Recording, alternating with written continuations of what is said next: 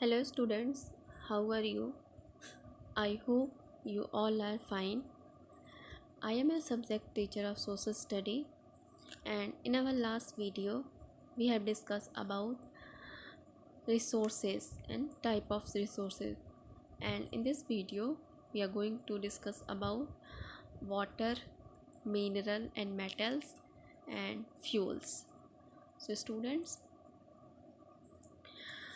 first of all, we will discuss about water and so first of all, we will read this paragraph.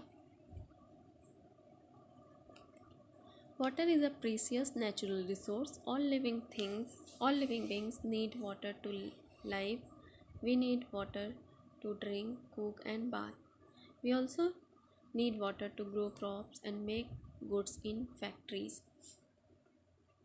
So student, according to this paragraph, water is a very useful, precious things and everybody needs water for their survival, like water to live, need water to drink, cook and bath. And we also need water to grow crops and make goods in factories. So student, water is very useful for us, our daily life, and these are the uses of waters. Look at the next paragraph.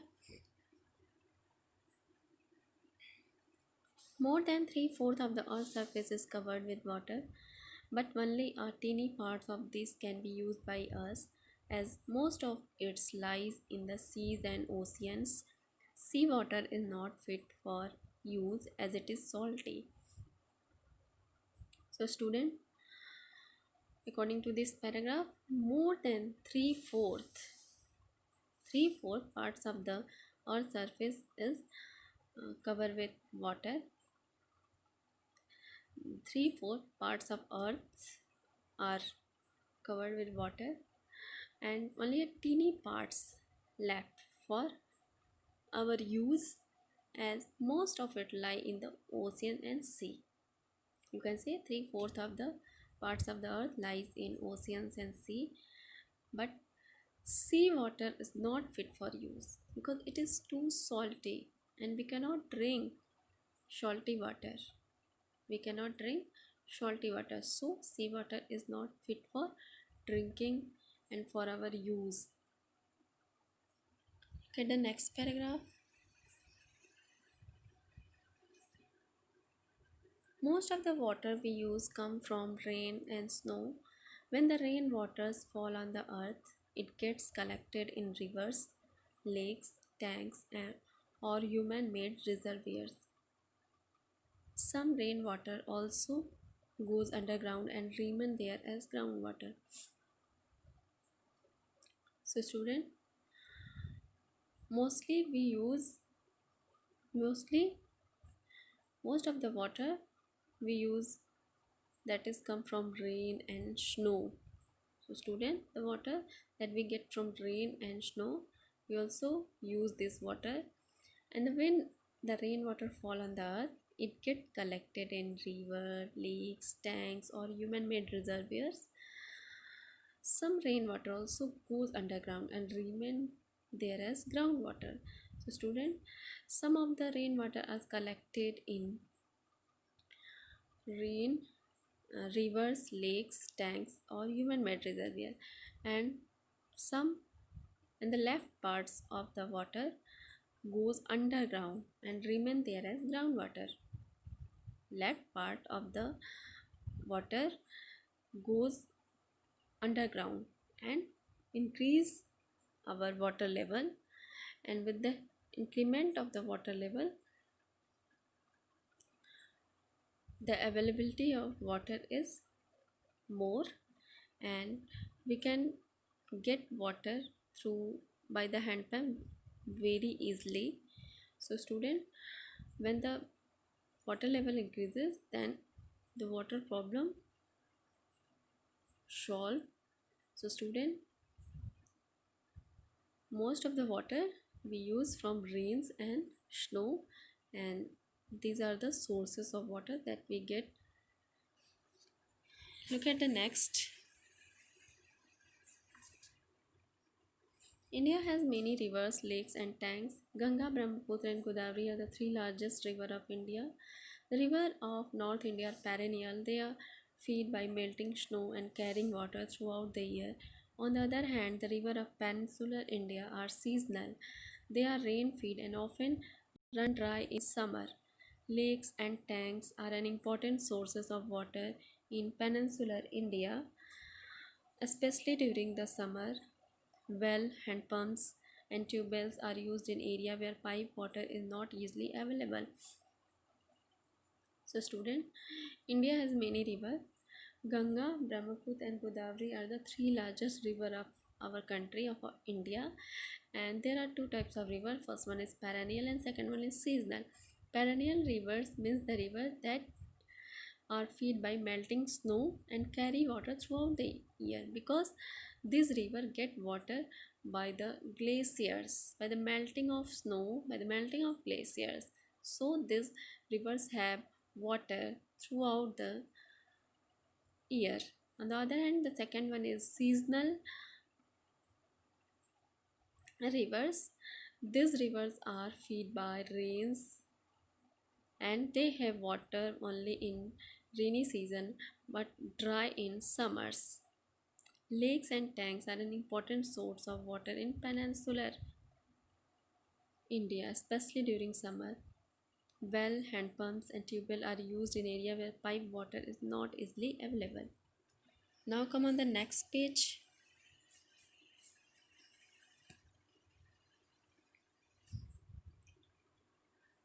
So student, we will study about the canal and dams. Canal and dams are built to channel water from one area to another.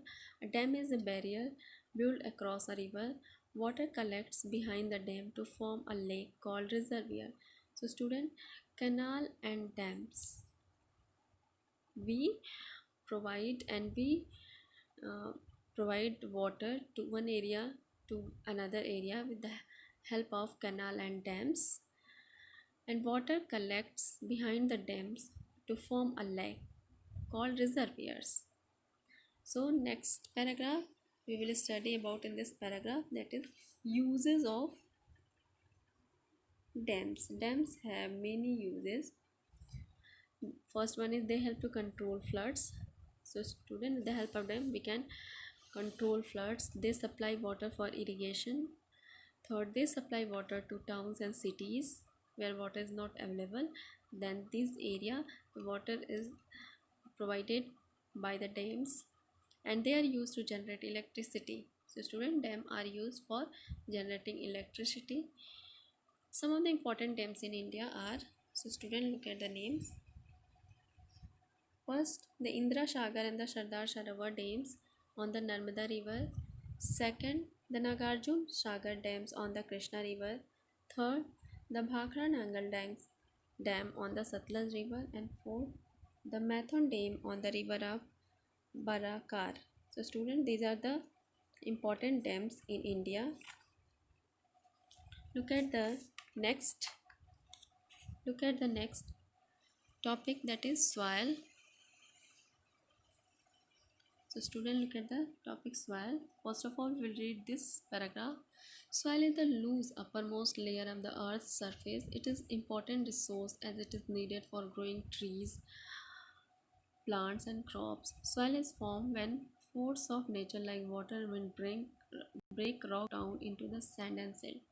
So student, soil is the soil is the outer layer of the earth's surface, and it is an important resource because it helps in growing trees, plants and crops, and it is formed when force of nature like water and wind break rock into sand and silt. And there are many type of soils in India as follow. First one is alluvial soil. Alluvial soil is the most fertile soil. It is formed by deposition of silt brought down by the rivers. Alluvial soil is especially suited for growing crop like rice, wheat, and pulses. It is found in northern plains and in the coastal plains. So, student, alluvial soil is the most fertile soil, and it is formed by the deposition of silt brought down by the river. This soil is suited, and this soil is for growing crop like rice, wheat, and pulses. And rice, wheat, and pulses are grow easily in this soil, and it is found in the northern plain in the coastal places. Next one is black soil. Black soil is formed by the breakdown of lava. Lava is the molten material that erupts from volcanoes. It is the good for the cultivation of cotton and sugarcane. Black soil is found in the central and the northwestern part of Deccan Plateau. So, student, it is formed by the breakdown of lava, and lava is the molten material that erupts from volcanoes. And in black soil, cotton and sugarcane grow easily in black soil, and black soil found mainly in central and northwestern part of Deccan Plateau. So students, soil form very slowly. It takes more than 1,100 years for 1 centimeter of soil to form. So student, black soil, formation of black soil is the process of the formation of black soil is very slow, and it takes more than 100 years for 1 centimeter of soil to form. Look at the next page. That is red soil. Red soil is formed by the breakdown of rock rich in iron. Crops such as jowar, bajra, and groundnut grow well in this soil. Red soil cover large part of the peninsular plateau. So, student, red soil it is formed by the breakdown of rock which is rich in iron. Crop like jowar, bajra, and groundnut grow well in this soil. Red soil cover a large part of peninsular plateau. Next one is laterite soil. So student, in this soil, tea, coffee, spices, coconut, and rubber grow well in this soil, and it is found mainly in the Western Ghat and the parts of the Tamil Nadu.